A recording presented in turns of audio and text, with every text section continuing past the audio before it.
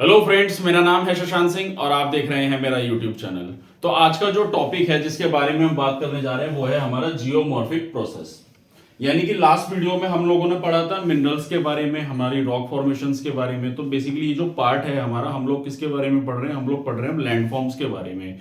हमारा जो chapter start हुआ था, सॉरी हमारा जो ये सब्जेक्ट स्टार्ट हुआ था ज्योग्राफी का क्लास 11th का, इसमें हम लोगों ने अर्थ फॉर्मेशन के बारे में जाना। हमने जाना किस तरीके से अर्थ फॉर्मेशन होता है, किस तरीके से सारा स्ट्रक्चर बनता है। उसके बाद फिर हम लोग लैंड फॉर्म्स में आएंगे और आने वाले टाइम में फिर हम लोग एटमॉस्फेयर और हाइड्रोस्फेयर दोनों के बारे में पढ़ेंगे। तो ये अभी हमारा लैंड फॉर्म्स यानी कि लिथोस्फेरिक पार्ट को हम पढ़ रहे हैं, जिसमें हमने एक चैप्टर पढ़ा जिसमें हम लोगों ने रॉक्स फॉर्मेशन के बारे में जाना कि कैसे पत्थर बनते हैं, रॉक का फॉर्मेशन होता है। तो सेडिमेंट्री रॉक्स, इस तरीके की रॉक्स के बारे में पढ़ा। अब हम लोग पढ़ रहे हैं जियोमॉर्फिक प्रोसेस। तो जियोमॉर्फिक प्रोसेस क्या होता है देखिए, तो जियोमॉर्फिक प्रोसेस है बेसिकली हमारी अर्थ यानी कि जो क्रस्ट है उसमें किस तरीके के कंटिन्यूअसली चेंजेस आते रहते हैं। लास्ट कुछ वीडियोस में हम लोगों ने टेक्टोनिक प्लेट्स वगैरह के बारे में पढ़ा था कि किस तरीके से लैंड फॉर्म्स होते हैं, किस तरीके से डाइवर्ज कर जाती है, कन्वर्ज कर जाती है लैंड्स, और ये कंटिन्यूअस प्रोसेस जो है सालों करोड़ों साल से चलता चला आ रहा है। तो हमारी अर्थ है, अगर अर्थ को हम देखें तो अर्थ क्या है, घूमती रहती है, 24 घंटे में एक चक्कर पूरा लगाती है, रोटेशन रिवॉल्यूशन दोनों करती है। साथ ही साथ उसके अंदर जो क्या क्या बदलाव आते रहते हैं। तो जो टॉपिक है ना जिसमें हम पढ़ रहे थे सरफेस ऑफ द अर्थ, तो हमारे अर्थ सरफेस जो है, लैंड है, उसमें क्या क्या बदलाव आते रहते हैं, वही सारी चीजें हम इसमें पढ़ेंगे अब इस चैप्टर में। तो चलिए शुरुआत करते हैं। तो पहला वीडियो है, इंट्रोडक्टरी वीडियो है। थोड़ा इसमें इंफॉर्मेशन मैंने ये इसलिए ज्यादा लिखी हुई है क्योंकि ये जो डिटेल है, क्योंकि पहले एक पार्ट है फिर दूसरा पार्ट है इसी इंट्रोडक्शन पार्ट का, तो बुक में डिटेल को मैंने इसलिए उतारा है क्योंकि इसको थोड़ा समझाना पड़ेगा, क्योंकि ज्यादा डिटेल में है, इसको थोड़ा इकोनॉमिकल कंसेप्ट है, इसलिए मैंने इसको सिर्फ इस वीडियो में पूरी डिटेल को लिख दिया है, जो मैं इसको भी समझाऊंगा। तो चलिए शुरुआत करते हैं। तो देखिए, surface of the earth. So why is the surface of the earth uneven, यानी कि हमारी जो सरफेस है अर्थ का, यानी कि जो लैंड है वो अनइवन क्यों है? अनइवन का मतलब कहीं पे आपको लैंड मिलेगा, कहीं समुंदर मिलेगा, कहीं माउंटेन्स मिलेंगे। तो अगर जैसे मान लीजिए ये लैंड है हमारा, ये लैंड है, तो ये ऐसे कहीं पहाड़ है, कहीं गड्ढा है, समुंदर है। और अगर हम बात करें ओशियंस की, तो ओशियंस में भी जाएंगे तो हमें वहां पर रिजेस मिलेंगे, ट्रेंचेस मिलेंगे, ऐसा खाली मैदान तो है नहीं। तो ये क्यों है, ये सवाल उठता है हमारा, why is the surface of the earth uneven? तो इसका जवाब है the earth crust is dynamic. Earth crust is dynamic मतलब एनर्जेटिक पोटेंशियल, और बहुत ही बदलती रहती है। डायनामिक का एक्चुअल मीनिंग हुआ कि जो चीज फिक्स ना रहे, बदलती रहती है चीजें। तो हमारे अर्थ की जो लैंड है उसमें कंटिन्यूअसली सालों तक, हर साल या मतलब हर सेकंड में बदलाव होते रहते हैं। जैसे मैं अभी की बात करूं, अभी मैं लैंड पे खड़ा हूं, तो अभी भी हल्का हल्का हमारा जो है अर्थक्वेक आता रहता है। जो हमारी प्राइमरी वेव्स होती है ना, पी वेव, एस वेव्स, हमने लास्ट चैप्टर्स में पढ़ा था, तो उसमें हम जाना था ना किस तरीके से अर्थक्वेक आता है। तो ये जो कंटिन्यूअस प्रोसेसेस होते रहते हैं हमारी अर्थ में, जिसकी वजह से हमारी अर्थ का यानी कि जो सरफेस है, लैंड है, उसमें हमारे बदलाव होते रहते हैं। अब देखिए आगे क्या होता है। तो बेसिकली जो अर्थ क्रस्ट है डायनेमिक, तो दो फोर्सेस काम करती हैं इसमें। ये दो फोर्सेस होती हैं जिनका रोल होता है। पहली है एक्सोजेनिक फोर्सेस, दूसरी है एंडोजेनिक फोर्सेस। तो एक्सोजेनिस, तो इसमें कंफ्यूज नहीं होना है, काफी बच्चे कंफ्यूज हो जाते हैं। एक्सोजेनिस यानी कि एक्सटर्नल, और एंडोजेनिक फोर्सेस यानी कि इंटरनल। तो पहले एंडोजेनिक के बारे में पहले बता देता हूं।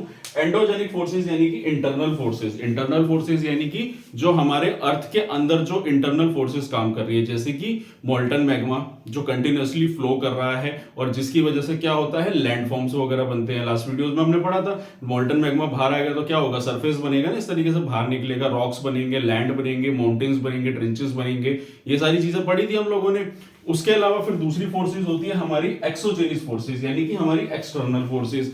एक्सटर्नल फोर्सेस कौन सी हो गई, जैसे कि जो सनरेज हो गई, बरसात हो गई, मौसम बदलना, ये विंड चलना। तो इससे क्या होता है, पत्थर लैंड में क्या होता है, बदलाव आते हैं ना। अगर मान लीजिए कोई पत्थर है, जैसे हम लोगों ने पढ़ा था ना, रॉक फॉर्मेशन में हमारी क्या है, तीन तरह की रॉक होती है, सेडिमेंट्री, मेटामॉर्फिक, है ना।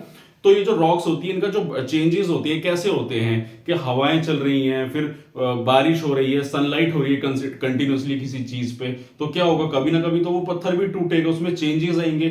तो वही उसी को हम बोलते हैं हमारी एक्सोजेनिक फोर्सेस, जो एक्सटर्नल और इंटरनली उस पर काम करती हैं। और यही दोनों फोर्सेस हमारी अर्थ के लैंड स्ट्रक्चर को चेंज करती रहती हैं। अब आगे बढ़ते हैं। तो यही लोग होते हैं responsible in the variation on the surface of the अर्थ, यानी कि यही दोनों फोर्सेस रिस्पॉन्सिबल हैं हमारी अर्थ के सरफेस में बदलाव लाने के लिए। अब जो बदलाव आता है उसको हम क्या कहते हैं, तो वो होता है हमारा gradation. What is gradation? Gradation का मीनिंग होता है is wearing down of relief variation. ये जो बुक में डेफिनेशन दे रखी है, तो सिंपल और आसान भाषा में कहूं, अर्थ के अंदर जो बदलाव आ रहे हैं, जो चेंजेस आ रहे हैं, उसी को ग्रेडेशन कहते हैं। चाहे वो चीज बन रही है या फिर बिगड़ रही है। यहाँ पे 2 पॉइंट्स को मैं बोल रहा हूं, ध्यान से सुनना। जब भी कोई चीज बने या फिर बिगड़े, उन दोनों प्रोसेस को ही ग्रेडेशन कहते हैं। अब क्या अर्थ में बन रहा है और क्या बिगड़ रहा है, वो बात करेंगे जो हमारी फोर्सेस होती हैं, क्योंकि यही रिस्पॉन्सिबल है। तो जैसे कि एक्सोजेनिक फोर्सेस जो होती हैं, उसका काम होता है डिस्ट्रॉय करना, और एंडोजेनिक फोर्सेस का काम होता है बिल्ड करना। कैसे? देखिए, जो एंडोजेनिक फोर्सेस है यानी कि इंटरनल फोर्सेस है, एंडोजेनिक फोर्सेस क्या कर रही है, मोल्टन मैग्मा बाहर आ रहा है। तो जब मैग्मा बाहर आता है तो उससे क्या होता है, हमने लास्ट वीडियोस में पढ़ा था ना, नया क्रस्ट बन के तैयार हो जाता है, या फिर माउंटेन्स बन जाते हैं, या फिर रिलीफ बनते हैं, तो बिल्ड कर रहा है। और एक्सोजेनिक फोर्सेस यानी कि जो हमारी बाहर की फोर्सेस हो गई, हवा, पानी, विंड, वो क्या कर रहे हैं, पत्थर तोड़ रहे हैं, लैंडस्लाइड हो रहे हैं, बरसात होती है तो लैंडस्लाइड होता है, तो चीजें क्या होती है, डिस्ट्रॉय होती है। तो उसी की बात कर रहा है कि ग्रेडेशन का काम ये होता है। तो ये हो गया अर्थ में, और इसी को हम कहते हैं कि बोथ आर अनइक्वल। मतलब ये जो दोनों फोर्सेस होती है ना, ये दोनों की दोनों अनइक्वल होती है। अब इसका क्या मतलब है, देखिए, अगर मान लीजिए मैं बात करूं माउंटेन्स की, या मैं बात करूं लैंडफॉर्म्स की, ये जितना भी प्रोसेस हो रहा है, ये एक दिन में तो नहीं हो रहा है, सालों लगते हैं इन चीजों को होने में, और फिर इन चीजों को डिस्ट्रॉय होने में भी एक दिन लगेगा, सालों लगेंगे। तो इसीलिए ये दोनों फोर्सेस जो होती हैं अनइक्वल है। मतलब अगर सालों लग रहा है, जैसे मान लीजिए अगर आपने जब पेंधेसिया, वो जो गोंडवाना लैंड के बारे में हम लोगों ने पढ़ा था कि कैसे लैंड जो है अलग हो गए, तो वो लैंड एक दिन में तो नहीं हुए हैं, सालों, करोड़ों, मिलियन सालों पहले हुए होंगे।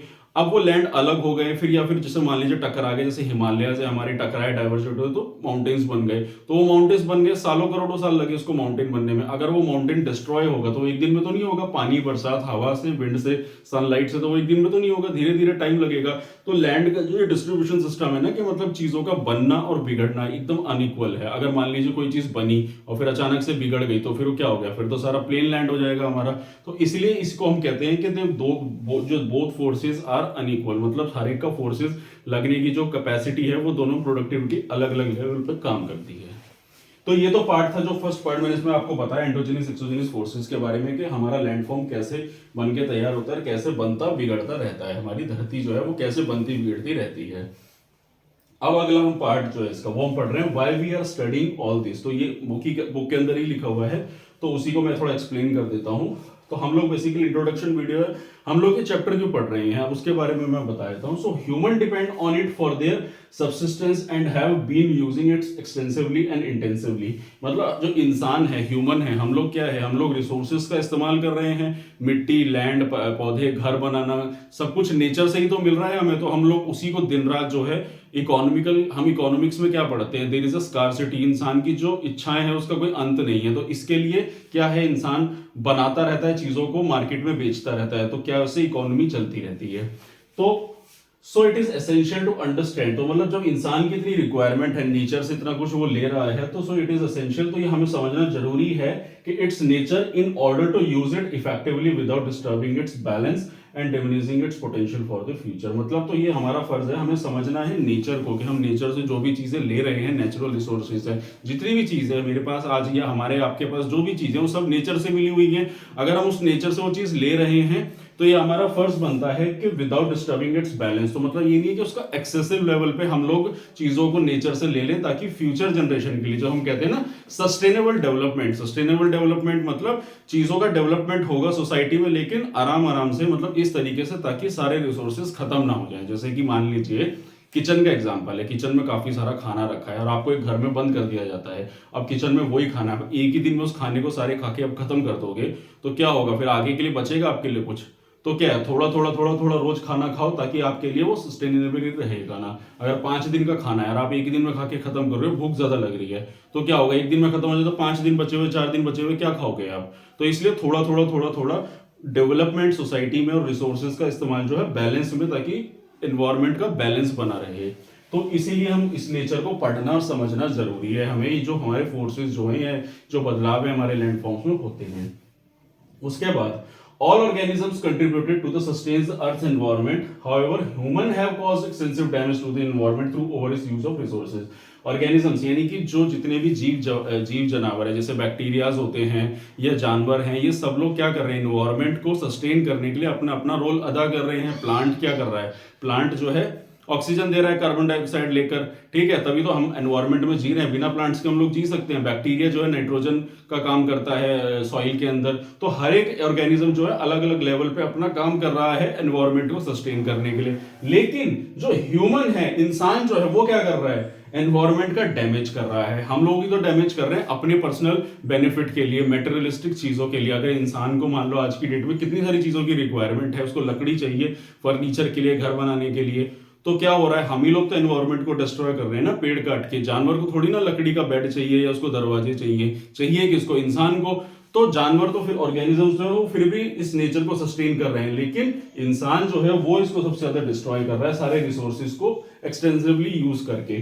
और इसी के चलते हुए if the process which shaped and are shaping the surface of the earth into variety of forms and the nature of material of which it is composed of and understood precaution can be taken. यानी कि nature में ये जो बदलाव है, ये जो चीजें मिल रही हैं इंसान को, अगर इसी को वो समझ जाए तो वो बेटर सोसाइटी बना सकता है, रिसोर्सेज का सही ढंग से इस्तेमाल कर सकता है. अगर हम लोग ज्योग्राफी पढ़ रहे हैं, यूपीएससी के स्टूडेंट्स हैं, तो हमें ज्योग्राफी क्यों पढ़ाई जा रही है, इसीलिए तो पढ़ाई जा रही है कि हम लोग नेचर को समझें, रिसोर्सेज को समझें, सोसाइटी को समझें, ताकि हम लोग एक बेहतर इंसान बनके, एक ब्यूरोक्रेट बनके वही चीज सोसाइटी में, अगर आप मान लीजिए आईएएस बनते हैं, आईपीएस बनते हैं, तो लोगों को समझा सके सोसाइटी में कि रिसोर्सेज का किस तरीके से इस्तेमाल करना चाहिए. अगर हम ही लोगों को ये चीजें ना पता होंगी तो हम सोसाइटी में कैसे अवेयरनेस जगाएंगे लोगों को लेके.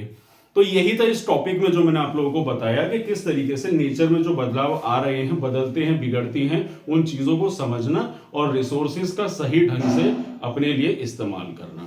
तो दोस्तों यही था मेरा टॉपिक, जियोमॉर्फिक प्रोसेस का इंट्रोडक्टरी वीडियो था. और अगली वीडियो से फिर हम लोग स्टार्ट करेंगे इस चैप्टर में, सारी चीजों को डिटेल में अच्छे से समझेंगे. यहाँ एक इन्फॉर्मेशन और देना चाहूंगा, अगर आप लोगों ने यूपीएससी की कोई बुक परचेज नहीं करी है तो आप मेरे डिस्क्रिप्शन लिंक में जाइए, वहां पे आपको डिस्क्रिप्शन लिंक में लिंक अवेलेबल है बुक्स का. आप एनसीईआरटी की कोई भी यूपीएससी की बुक परचेज कर सकते हैं. तो दोस्तों यही था मेरा आज का टॉपिक. और अगर आपको मेरा काम पसंद आ रहा है, अगर आपको मेरी वीडियो अच्छी लग रही है, तो मेरे चैनल को सब्सक्राइब कीजिए, मेरी वीडियो को लाइक कीजिए, और आने वाले समय में आपको और ऐसी इंफॉर्मेटिव वीडियोस मिलती रहेंगी. तो आज के लिए इतना ही, मिलते हैं नेक्स्ट वीडियो में. Thank you very much.